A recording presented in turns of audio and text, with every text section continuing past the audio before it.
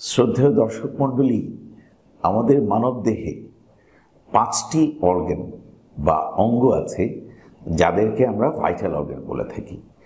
Vital organ মানে হচ্ছে এই 5টি অঙ্গের যে কোনো একটি অঙ্গ যদি বিকল হয়ে যায় তাহলে কিন্তু আমাদের পক্ষে জীবন ধারণ একেবারেই সম্ভব না, আমরা মৃত্যুর কোলে ঢলে পড়ি।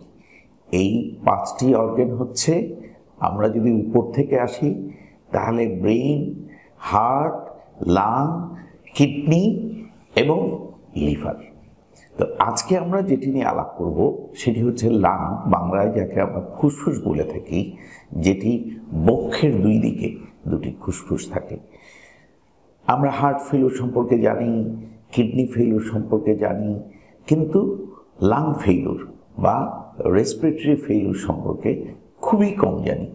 কিন্তু আপনারা জেনে খুব আশ্চর্য হবেন, আমরা যখন মারা যাই তখন অধিকাংশ ক্ষেত্রে দেখবেন যে আপনি যে মৃত্যুর সার্টিফিকেট নেবেন সেই সার্টিফিকেটের মধ্যে লেখা থাকে কার্ডিও রেসপিরেটরি ফেলিউর। এই রেসপিরেটরি ফেলিউরটা কি, আজকে আমরা সেই বিষয়টি আলোচনা করব। আমরা যদি ফুসফুসের কথা ভাবি তাহলে ফুসফুস আমাদের দেহের কি কাজ করবে? ফুসফুসে আমরা প্রতি মিনিটে যে 12 থেকে 18 বার শ্বাস নিই এবং ছেড়ে দিই, আমাদের শ্বাসের সঙ্গে আমাদের দেহের মধ্যে অক্সিজেন ঢুকে সেই অক্সিজেন ফুসফুসের বায়ুথলি থেকে ধমনীর রক্তের হিমোগ্লোবিন দিয়ে কোষে কোষে পৌঁছে যায়। আবার সেই কোষগুলোতে বিপাক ক্রিয়ার মধ্যে যেই কার্বন ডাইঅক্সাইড তৈরি হয় সেই কার্বন ডাইঅক্সাইড রক্তের মাধ্যমে এসে আবার বায়ুথলি থেকে আমাদের নিঃশ্বাস প্রশ্বাসের সঙ্গে আমাদের দেহ থেকে বেরিয়ে যায়। এটি হচ্ছে ফুসফুসের কাজ। অর্থাৎ এই ফুসফুসের মাধ্যমে আমাদের ধমনীতে অক্সিজেন এবং কার্বন ডাইঅক্সাইডের যেই স্বাভাবিক মাত্রা সেই মাত্রাটি নিয়ন্ত্রিত হয়। সাধারণত অক্সিজেনের মাত্রা হচ্ছে 75 থেকে 100 মিলিমিটার অফ মার্কারি, আর কার্বন ডাইঅক্সাইডের মাত্রা হচ্ছে 35 থেকে 45 মিলিমিটার অফ মার্কারি। কোনো কারণে যদি এই অক্সিজেনের মাত্রা 60 মিলিমিটারের নিচে নেমে যায় অথবা কার্বন ডাইঅক্সাইডের মাত্রা 45 মিলিমিটারের অফ মার্কারি বেশি হয়ে যায়, তখনই আমরা সেটিকে রেসপিরেটরি ফেলিউর বলে থাকি। দেহে ধমনীতে যদি রক্তের মধ্যে অক্সিজেনের পরিমাণ কমে যায়, অর্থাৎ 60 মিলিমিটার মার্কারের নিচে নেমে যায়, তাকে আমরা বলি টাইপ 1 রেসপিরেটরি ফেলিউর।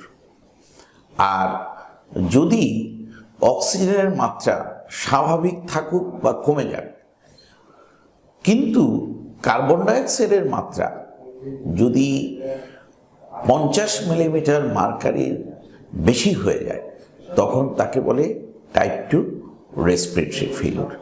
এই দুই ধরনের রেসপিরেটরি ফেলিউরই আমাদের চিকিৎসায় খুব আমরা ব্যবহার করে থাকি।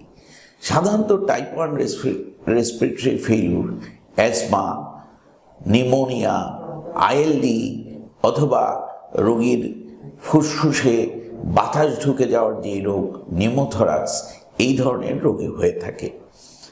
আর যদি কোনো কারণে রোগীর ভেন্টিলেশন বা শ্বাস প্রশ্বাস বাধাপ্রাপ্ত হয়, যেমন সিওপিডি নামক রোগ, ক্রনিক অবস্ট্রাকটিভ পালমোনারি ডিজিজ, অথবা রোগীর শ্বাসনালী যদি কোনোভাবে বন্ধ হয়ে যায়, সেটি আকস্মিক হতে পারে বা ধীরে ধীরে শ্বাসনালীর ভেতর কোনো ফরেন বডি ঢুকে বা শ্বাসনালীতে কোনো টিউমারজনিত কোনো কিছু ঢুকে যদি শ্বাসনালী বন্ধ থাকে, সেই ক্ষেত্রে টাইপ 2 রেসপিরেটরি ফেলিউর হতে পারে।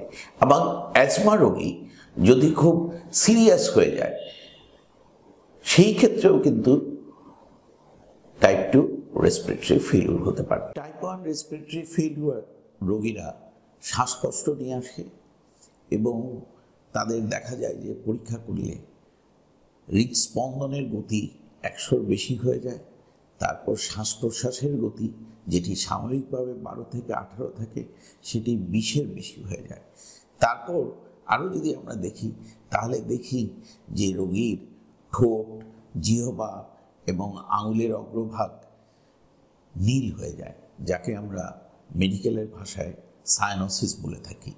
যদি এরকম হয় তাহলে আমরা ধরে নিই যে রোগী টাইপ 1 ফেইলুরের রোগী। যদি এই টাইপ 1 রেসপিরেটরি ফেইলুর খুব দীর্ঘদিন থাকে সেই ক্ষেত্রে রোগীর হার্টের উপরও সেটির প্রভাব ফেলে এবং সেই ক্ষেত্রে রোগীর হার্টের কার্যকারিতাও নষ্ট হয়ে রোগী টাইপ 2 রেসপিরেটরি ফেইলুরের রোগীর হাত পা খুব উষ্ণ থাকে এবং তাদের যদি আমরা হাত দেখি তাহলে অনেক সময় লালচে দেখি, একে বলে পামারি রেথেমা। আমরা যদি তার পালস পরীক্ষা করি তার পালসটা দেখা যায় যে full volume, high volume pulse. তারপর যদি আমরা দেখি যে সে একটু হয়তো নিদ্রালু ভাব থাকে, ড্রাউজি ভাব থাকে এবং খুব দীর্ঘমেয়াদী বা কার্বন ডাইঅক্সাইডের মাত্রা যদি অনেক বেশি হয়ে যায় সেই ক্ষেত্রে রোগী কিন্তু একেবারে কোমার পর্যায়ে বা অজ্ঞান হয়ে যেতে পারে। রেসপিরেটরি ফেইলিউর রোগটি আমরা কীভাবে ডায়াগনোসিস করব?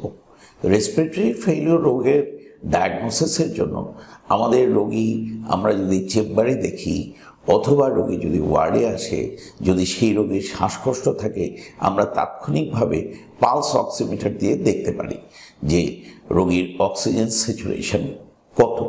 যদি সেই অক্সিজেন স্যাচুরেশন 88% নিচে থাকে আমরা পালস অক্সিমিটার দিয়ে রোগীকে চেম্বারে অথবা বেডসাইডে টাইপ 1 রেসপিরেটরি ফেইলুর বুঝতে পারি।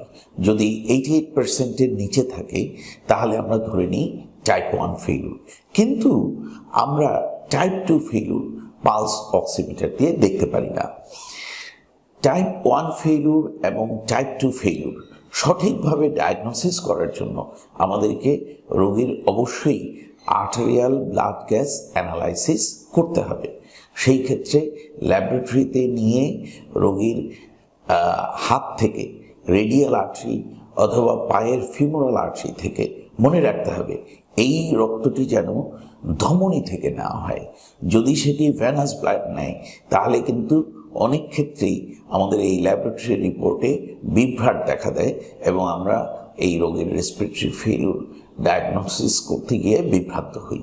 সেজন্য আমাদেরকে স্যাম্পল কালেকশনের সময় যিনি স্যাম্পল কালেক্ট করবেন তাকে অত্যন্ত সতর্কতার সঙ্গে ধমনীর রক্তটা অবশ্যই সংগ্রহ করতে হবে। আমরা সেই আর্টেরিয়াল ব্লাড গ্যাস অ্যানালাইসিস করে দেখব যে রোগীর সেই ব্লাডের স্যাম্পলে অক্সিজেন এবং কার্বন ডাইঅক্সাইডের মাত্রা কত।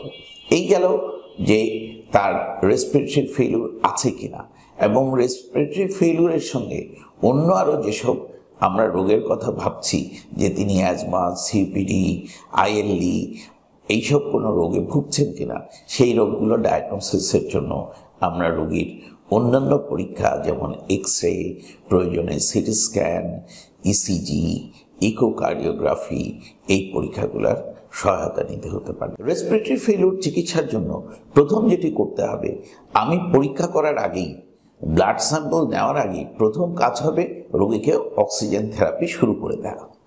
এবং এই অক্সিজেন থেরাপি শুরু করি সাধারণত আমরা লো কনসেন্ট্রেশন অক্সিজেন দিয়ে, কারণ এই ক্ষেত্রে আমরা প্রথমেই হাই কনসেন্ট্রেশন অক্সিজেন দেওয়াটা সমীচীন নয়। অনেক ক্ষেত্রে দেখা যায় যে রোগী টাইপ 2 রেসপিরেটরি ফেইলুরের রোগী দীর্ঘদিন ধরে ভুগছেন, আমি যদি তাকে হাই কনসেন্ট্রেশন অক্সিজেন দিয়ে শুরু করি সেই ক্ষেত্রে হাইপক্সিমিয়া কারেক্ট হয়ে রোগী কার্বন ডাইঅক্সাইড নার্কোসিস হয়ে অজ্ঞান হয়ে মৃত্যু মুখে পতিত হতে পারে। সেজন্য আমরা প্রথমেই অক্সিজেন শুরু করে দিয়ে আমাদের কাজ হচ্ছে যে ব্লাড স্যাম্পল পাঠিয়ে দেখা যে রোগী কি টাইপ 1 ফেইলুরে ভুগছেন না টাইপ 2 ফেইলুরে ভুগছেন। যদি টাইপ 1 ফেইলুরে ভুগে থাকেন তাহলে আমরা শুধুমাত্র তাকে অক্সিজেন থেরাপি দিয়েই এবং তার সঙ্গে যেই রোগ আছে অন্য যেই রোগগুলোর কথা বললাম ওগুলার চিকিৎসা দিয়ে রোগীকে আমরা সুস্থ করতে পারবো। কিন্তু রোগী যদি টাইপ 2 ফেলিউরে ভুগে থাকেন তাহলে কিন্তু তিনি শুধুমাত্র অক্সিজেন থেরাপিতে ইমপ্রুভ করবেন না, হয়তো সেই ক্ষেত্রে আমাদেরকে রোগীকে কৃত্রিম শ্বাস প্রশ্বাসের ব্যবস্থা করতে হবে। টাইপ 2 ফেলিউরের জন্য অনেক সময় নন ইনভেসিভ ভেন্টিলেটর, তাকে বিপ্যাপ বা সিপ্যাপ ব্যবহার করে থাকি। যদি কোনো রোগীর হার্ট ফেলিউরের জন্য রেসপিরেটরি ফেলিউর হয়ে থাকে সেই ক্ষেত্রে আমরা সিপ্যাপ দিয়ে রোগের চিকিৎসা করতে পারি। অন্য সকল ক্ষেত্রে যেমন সিপিডি, অ্যাসমা, এই ধরনের ক্ষেত্রে আমরা কিন্তু রোগীকে বিপ্যাপ দিয়ে আমাদের আর্টিফিশিয়াল ভেন্টিলেশন দিয়ে 24 থেকে 48 ঘন্টা দেখতে পারি যে এই রোগী তার রেসপিরেটরি ফেলিউর থেকে ইমপ্রুভ করছে কিনা। যদি ইমপ্রুভ না করে সেই ক্ষেত্রে আমাদেরকে ইনভেসিভ ভেন্টিলেশন অথবা নিবিড় পরিচর্যা কেন্দ্রে আমরা রোগীর শ্বাসনালীতে একটি নল ঢুকিয়ে আমরা লাইফ সাপোর্টে রোগীকে দিয়ে এই রোগের চিকিৎসা করে থাকি।